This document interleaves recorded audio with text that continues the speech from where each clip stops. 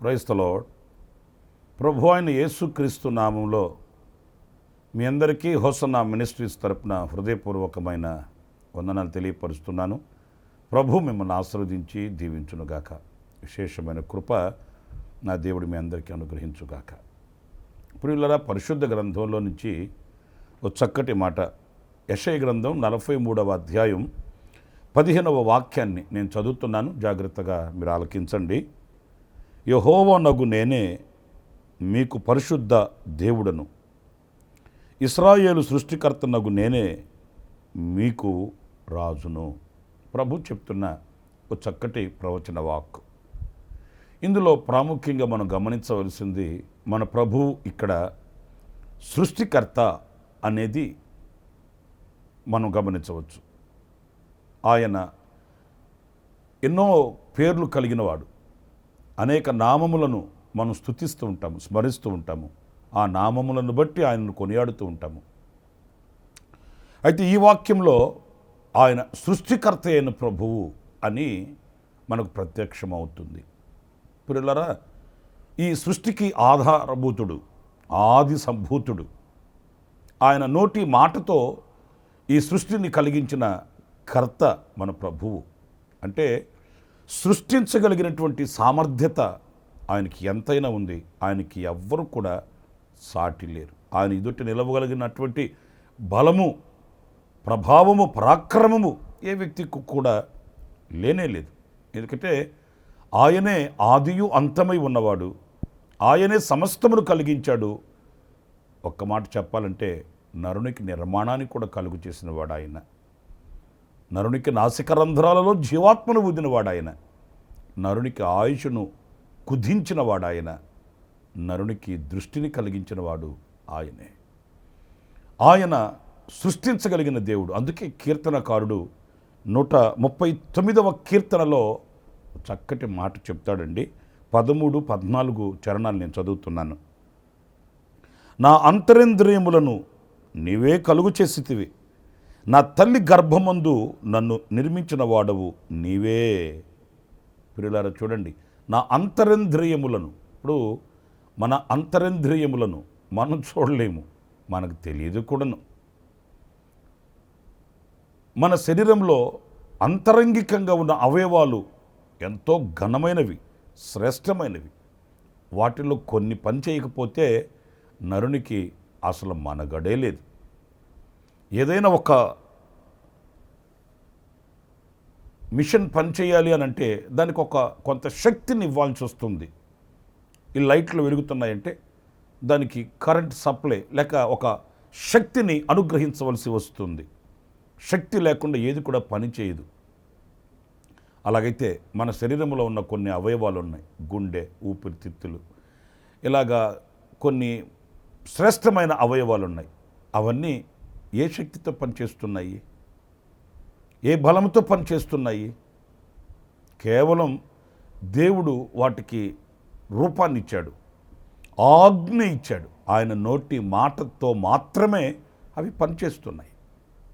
మనం బయట నుంచి ఎక్కడి నుంచో వాటికి మన శక్తిని సమకూర్చట్లేదు, లేకపోతే శక్తిని ఇవ్వట్లేదు. వాటికి బాహ సంబంధంగా ఉన్న వాటికి సంబంధం లేదు. కానీ వందల సంవత్సరాలు పనిచేస్తున్నాయి, ఆరోగ్యాన్ని కలిగిస్తున్నాయి. అవి ఎంతో తీక్షణంగా పనిచేస్తున్నాయి. ఇంతకాలం నేను పనిచేశాను, 2 రోజులు రెస్ట్ తీసుకుంటాను అని అంతరంగికంగా ఉన్న ఏ అవయవము కూర్చోవట్లేదు. అలా కూర్చుంటే అయిపోయింది మన పనిక.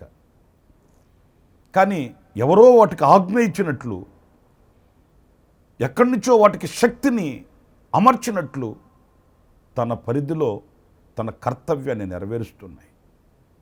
ఆలోచించినప్పుడు మన మతికి అందని కార్యాలు మన శరీరమందు ప్రభు అమర్చాడండి.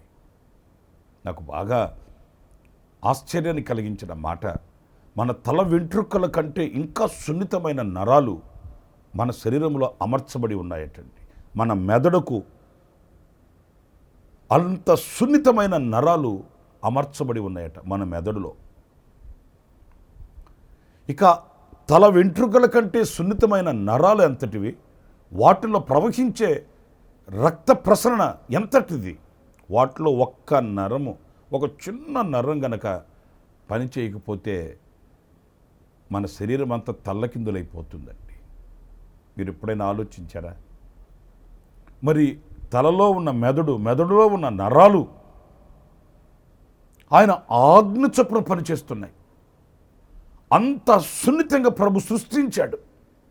అంత పరిమితులు లేని జ్ఞానము చేత ఆయన సృష్టించాడు. ఇప్పుడు దేవుడు ఆలోచించాడు, మనం కూడా ఆలోచించగలుగుతున్నాము. ఆయన మాట్లాడుతున్నాడు, మనం కూడా మాట్లాడగలుగుతున్నాం. ఆయన సంచరిస్తున్నాడు, మనం సంచరించగలుగుతున్నాం. ఇలా ఆయన రూపాన్ని, ఆయన పోలికని అక్షరాల అలాగే మనలో నిక్షిప్తం చేశాడు. ఆయన వివేచించగలిగినట్లుగా మనం వివేచించగలుగుతున్నాము. ఈ రమ్యమైన జీవితానికి కర్త ఎవరు అనంటే, మా నాళ్ళు ఏదో చెప్తుంటారనుకోండి, అలా వచ్చాడు మనిషి, ఎలా వచ్చాడు అలాగని.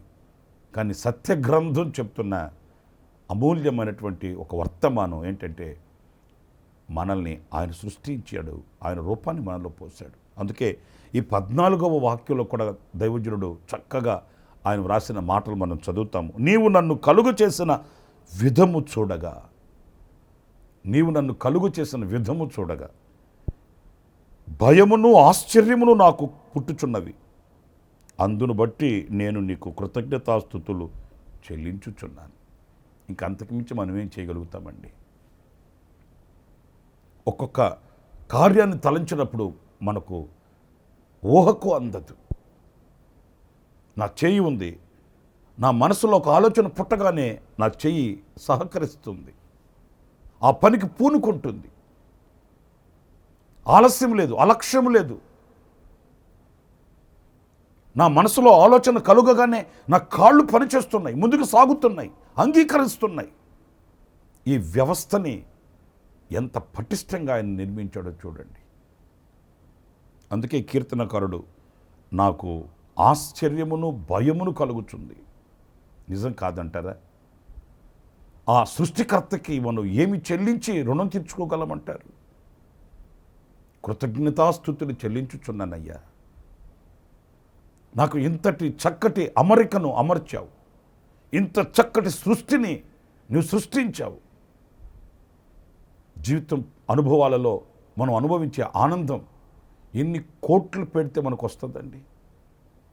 ఈరోజు మనం ప్రభువులో ఆనందించే ఆనంద సంతోషాలు,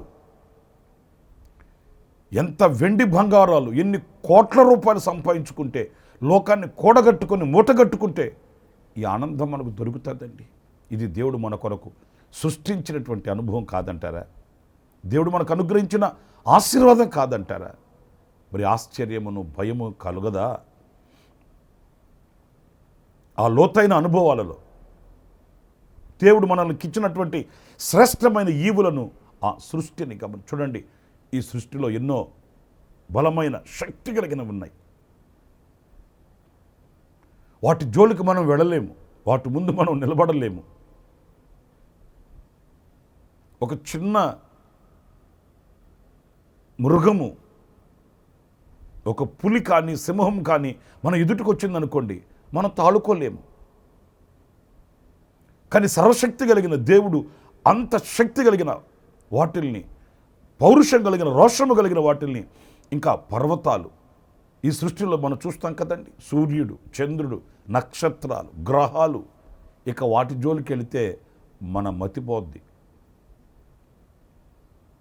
ఈ అగ్నిగుండమైన సూర్యుని ఆయన చేతితో చేయలా, నోటి మాటతో చేశాడు. వెలుగు కలుగుగాక, వెలుగులో నుంచి చీకటిని వేరు చేశాడు. పగటిని ఏలుకోవడానికి సూర్యుడిని, పెద్ద జ్యోతిని, రాత్రిని ఏలుకోవడానికి చిన్న జ్యోతిని, చంద్రుని ఆయన సృష్టించాడు నోటి మాటతో. మరి నోటి మాటతో సృష్టించబడిన సృష్టిలో ఒక భాగమైనటువంటి సూర్యునినే మనం చేరుకోలేమే, ఆ సూర్యుని చెంతకే మనం వెళ్ళి నిలబడలేమే, ఇంకా ఎవరూ సమీపించలేని తేజస్సులో నివసించుచున్న దేవుని ఎదుట మనం నిలవాలన్నప్పుడు మరి భయం కలగదా, ఆశ్చర్యం కలగదండి? రేపటి రోజున మనం ఆ మహామహిమ కలిగిన దేవుని ఎదుట మనం నిలుస్తామండి. ఆయన ఎదుట నిలవడం మాత్రమే కాదు, ఆయనతో కూడా ఆయన సింహాసనమునందు మనం కూర్చునే ధన్యత మనకుంది. ఆ భాగ్యం ప్రభు మనకు అనుగ్రహించాడు. ఒక సూర్యుని ఎదుట మనం నిలబడలేము, ఒక అర్ధగంట సేపు తీక్షణంగా సూర్యుని అలా చూడలేము మనం.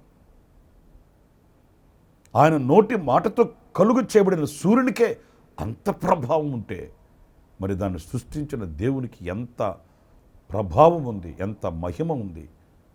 ఆయనతో మనం కూర్చోవడం అనేది ఆశ్చర్యము, భయము కలుగుతుందండి.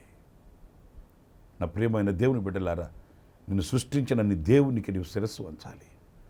నిన్ను సృష్టించిన దేవునికి నువ్వు భయపడాలి. నిన్ను సృష్టించిన దేవునికి కృతజ్ఞతాస్తుతి చెల్లించాలి. ఒక్కొక్క దినం మనం ఆయనకు కృతజ్ఞతాస్తుతి చెల్లించడానికి ఏదో గొప్ప కార్యాలు జరుగుండాలి, ఏదో మహత్తరమైన కార్యాలు జరుగుండాలి, లేకపోతే దేవుడు సూచక క్రియలు చేసి ఉండాలని కాదు. మనల్ని మనం తలంచుకున్నప్పుడే, మనల్ని మనం చూసుకున్నప్పుడే మనం ఆయనకి ఎన్ని స్తుతులు చెల్లించాలి అనే ఆలోచన మనకు వస్తుంది. మరలా క్రొత్తగా ఇంకొక మేలు చేయాలని కాదు, ఇంకొక ఆశ్చర్యమైన కార్యం చేయాలని కాదు. ఈరోజు బట్టగట్టి బైబిల్ బట్టి బజార్లో నేను తిరుగుతున్నాను అని అంటే నా శరీరాన్ని ఏలుతున్నది ఎవరు? నన్ను పాలించుచున్నది ఎవరు? నా శరీరానికి ఆజ్ఞ ఇచ్చింది ఎవరు? మరణం అనే పడక మీద నుంచి నన్ను పైకి లేవనెత్తింది ఎవరు? ఏ ఆజ్ఞ నా మీద పనిచేస్తుంది? ఏ వాక్కు నాకు శక్తినిస్తుంది? ఏ వాక్కు చేత నా సర్వశరీరం పనిచేస్తుంది? ఇవన్నీ ఆలోచిస్తే ఆయనకి కృతజ్ఞతాస్తుతి చెల్లించకుండా ఎలా ఉండగలుగుతామండి? యెషయా గ్రంథంలో మరొక మాట కూడా మనం చదువుతామండి. 54వ అధ్యాయం 5వ వాక్యాన్ని నేను చదువుతున్నాను. నిన్ను సృష్టించిన వాడు నీకు భర్తయ్య ఉన్నాడు, సైన్యములకు అధిపతియగు యెహోవా అని ఆయనకు పేరు. ఇశ్రాయేలు యొక్క పరిశుద్ధ దేవుడే నీకు విమోచకుడు, సర్వలోకమునకు దేవుడని ఆయనకు పేరు. ఇక్కడ చూడండి, నిన్ను సృష్టించిన వాడు నీకు భర్తయ్య ఉన్నాడు అంటే దీని అర్థం ఏంటి? భర్త అంటే ఏలుకొనువాడు, ఏలువాడు, శిరసై ఉన్నవాడు అని అర్థం.